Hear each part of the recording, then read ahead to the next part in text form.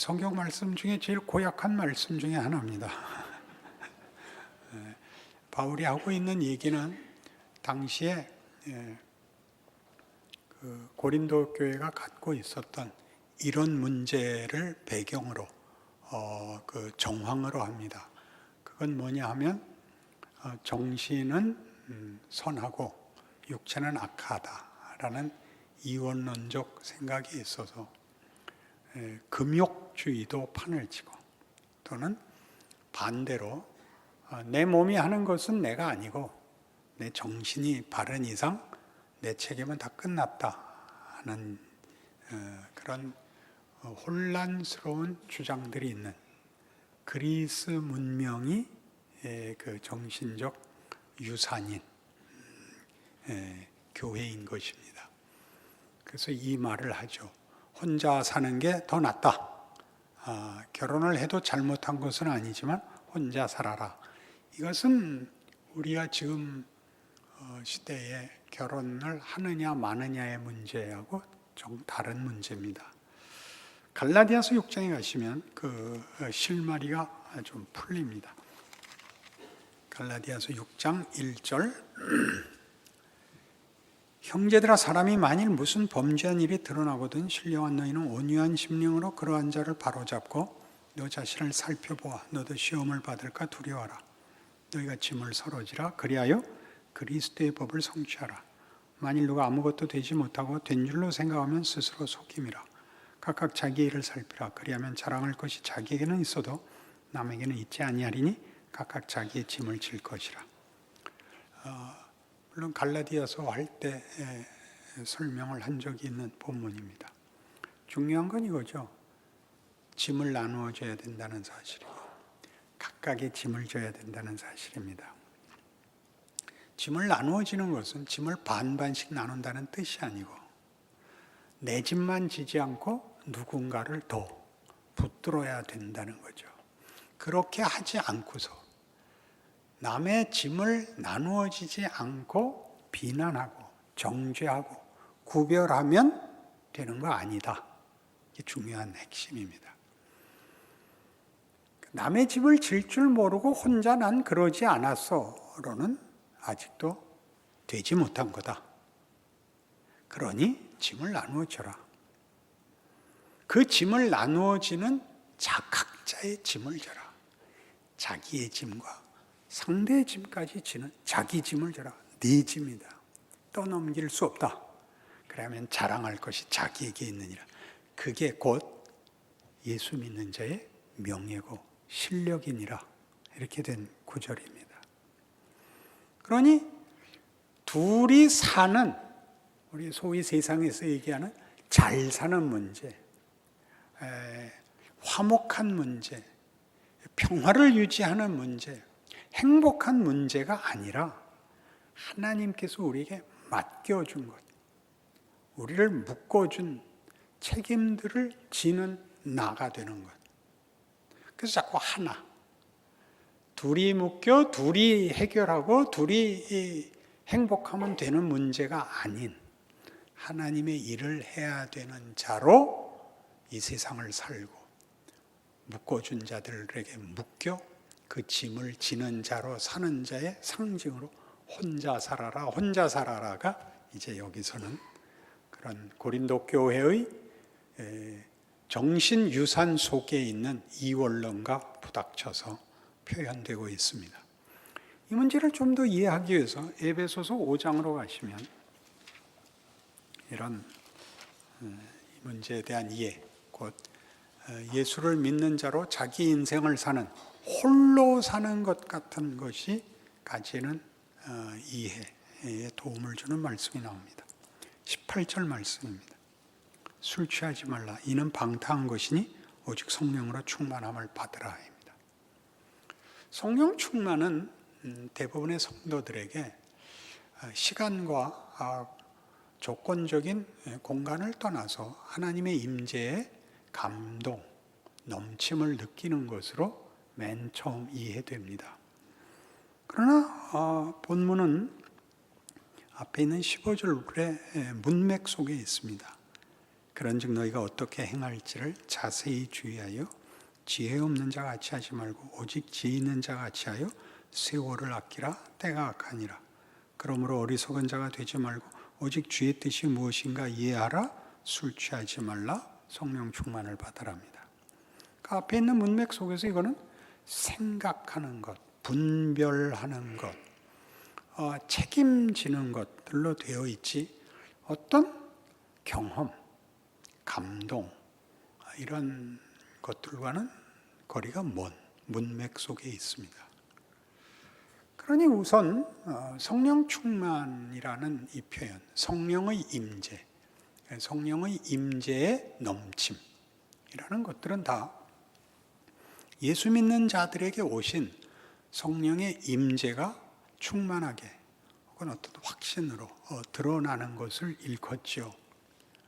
그러나 본문 속에서 보는 시간, 앞뒤 문맥을 형성하고 있는 분별, 지혜, 어리석지 말 것, 깨어 있을 것 이런 말들과 연합을 하면 이것은 어떤 자라남, 점점 전진하여 무르익어가는 것으로 이해해야 맞습니다. 여기서 술 취함은 술에 취해서 술에 잡히는 것이 아니라 술에 취한 시간은 허비된다는 뜻으로 쓰여 있죠.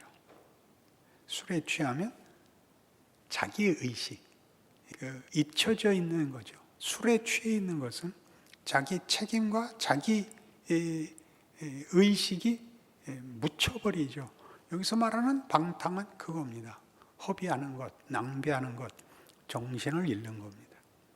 그것과 대비되고 있는 성령 충만입니다. 성령의 임재는 역사적 시작은 오순절 성령 강림입니다.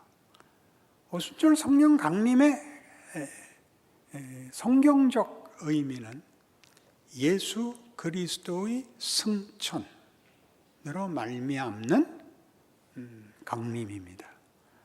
예수의 승천은 예수께서 이 땅에서 하실 구원의 역사를 다 이루사 하늘나라 아버지께 가서 그가 하신 일이 아버지의 뜻이요 아버지께 인정받은 일이라는 것을 증언하는 증인으로 아버지께 가서 아버지께 구하여 성령을 보내시는 것입니다. 그러니까 구원의 완성과 그것이 하나님에게 제가를 받은 하나님이 인정하는 그 일이요 충분한 것이라는 것을 확인하는 증인으로 성령이 오십니다. 그 성령은 모든 믿는 자에게 와 계시죠. 성령이 오심으로 예수님의 부재를 우리에게 증언하죠. 예수님의 부재는 예수님이 할 일을 다 하시고 올라가셨다. 구원 사역이 끝났다의 표시입니다.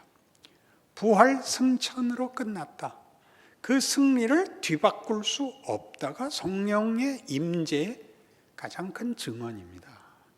그 성령이 충만해지도록 그 성령이 모든 신자에게 오셔서 예수 그리스도께서 약속하신 대로 로마서 6장에 있는 대로 우리와의 연합, 우리를 묶고 우리의 죽음에까지 우리와 함께 하시고 그의 부활에 우리를 묶고 그의 부활이 우리의 부활이 되게 하신 그 주님이 성령 하나님을 보내어 약속대로 하나님이 우리와 함께 우리의 생을 삽니다.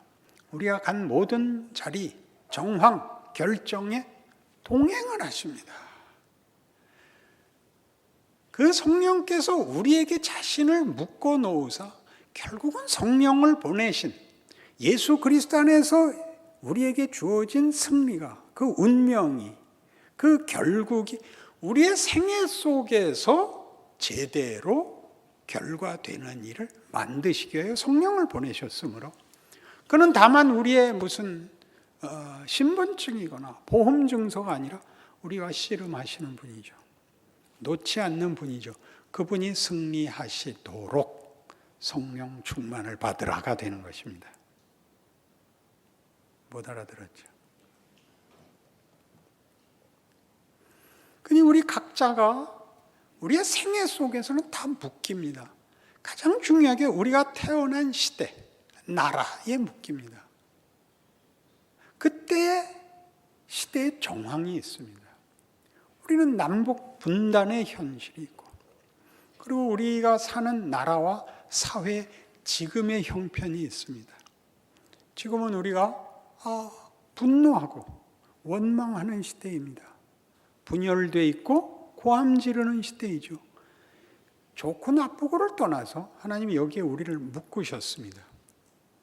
우리는 여기서 이 짐을 지고, 이 짐은 우리가 다 해결할 짐으로 지는 것이 아니라 묶여 있으므로, 내가 예수 안에서 얻은 구원과 예수로 말미암아 이루실 일들이 나에게 일어남으로써 나에게 묶인 자들에게 그 유익이, 그 효과가 나누어지도록 묶여 있는 것입니다. 짐을 나누어지라. 남의 짐을 나누어지지도 못하고 된 줄로 생각하는 자는 아무것도 되지 못한 자니라. 각각 자기의 짐을 지라. 그래야 하면 자랑할 것이 자기에게만 있다. 이 시대를, 이 나라를 우리가 짐을 지는 거죠. 너희가 짐을 져서 나를 편케 해줘. 세상에서는 그렇게밖에 요구할 수가 없습니다. 우린 우리가 지죠. 어떻게? 소돔 고모라 멸망시에 물었던 조건같이 의인 10명이 되는 거죠. 그렇지 않습니까?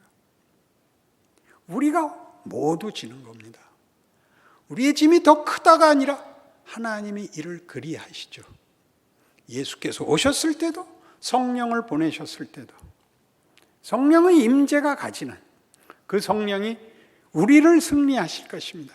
고집을 꺾는 것이 아니라, 주장을 펼치시는 것이 아니라, 그 베푸시는 영광에 우리가 녹아들고 행복하고 만족하고 승리할 것입니다.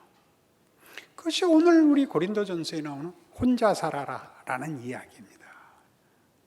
이 묶여있는 둘이 합의를 보고 둘이 균형을 맞추고 둘이 이해하고의 문제를 벗어나는 하나님의 자녀들의 인생과 존재가 가지는, 그 하나님의 자녀라는 이름으로 가지는 하나님의 일하심에 묶여있는 현실을 네가 승리해야 된다.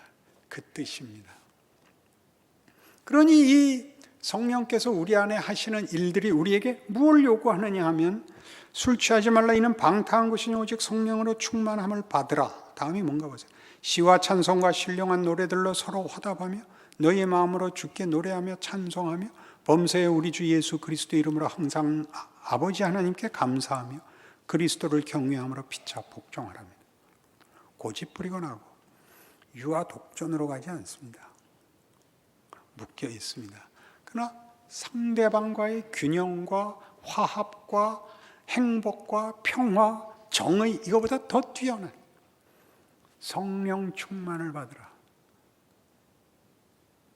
예수 그리스도의 승리가 가지는 그 궁극적 운명과 영광을 위하여 성령 하나님이와 나를 붙잡아 내가 가는 모든 길에 동행하사 우리의 결정, 우리의 경험, 우리의 어떤 주장들을 다 하나님의 뜻으로 항복시키는 길을 걷게 하시는, 그리하여 마침내는 항복해 하는 그 과정을 너희 인생 속에서 살라, 그렇게 말하는 것입니다. 여러분이 이길 수밖에 없는 승리에 묶여 있다는 사실을 이해하시겠습니까? 그리고 그 승리가 짐을 나누어지는 것으로 우리에게 묶여 있다는 것을 여러분 현실 속에서 얼마든지 보시죠. 가족, 이웃, 시대, 사회, 직장, 교회, 어느 곳에서나 묶입니다. 그 짐을 나누셔야 됩니다. 반반 나누는 게 아니라 잘난 만큼 더 지셔야 됩니다. 그건 상대방과의 합의가 아니라 그의 신앙의 실력만큼이죠. 자기 짐을 져야 되는 것이죠. 혼자 살아라, 그렇게 표현하는, 혼자 살아라. 네 짐을 누구에게 떠넘길 수 있지 않단다라고 얘기하는. 결혼으로 떠넘기지 못하고 어디에다, 사회에다, 국가에다 떠넘기지 못한다. 너는 다르다. 하나님이 그의 백성들을 부르시고 완성하시는 하나님의 손길이고 존재고 증인이고 실제다. 그렇게 말하는 것이지. 그렇게 여겨지지 않는단 말입니까? 성경의 증언을 기억하셔서 자기의 짐을 지는 영광과 승리가 있으시기를 바랍니다. 기도하십시다. 하나님 아버지, 우리의 인생, 우리의 자랑, 혼자 다 져야 하는 짐, 그거 예수께서 가신 길입니다. 예수께서 그 길 홀로 가셔서 그 구원과 승리를 우리 것이 되게 하셨습니다. 성령 충만입니다. 하나님, 우리 인생의 모든 과정, 우리의 모든 결정에 우리에게 자유를 주십니다. 함께 가자고 하십니다. 어디나 쫓아오십니다. 그리하여 결국 성령께서 이기실 것입니다. 우리를 항복시키실 것입니다. 주께서 그리하시고 성령께서 그리하시듯 우리도 우리의 인간 세상에서 그리 살아야 합니다. 지는 것 같고 아무하고도 생각을 나눌 수 없는 짐을 진 자같이 짐을 지고 홀로 싸워야 할 것입니다. 그것이 얼마나 복된 것인지 명예로운 것인지 하나님의 기적인지 알게 하사 감사하게 하옵소서, 찬송하게 하옵소서, 자랑하게 하옵소서. 예수님 이름으로 기도합니다. 아멘.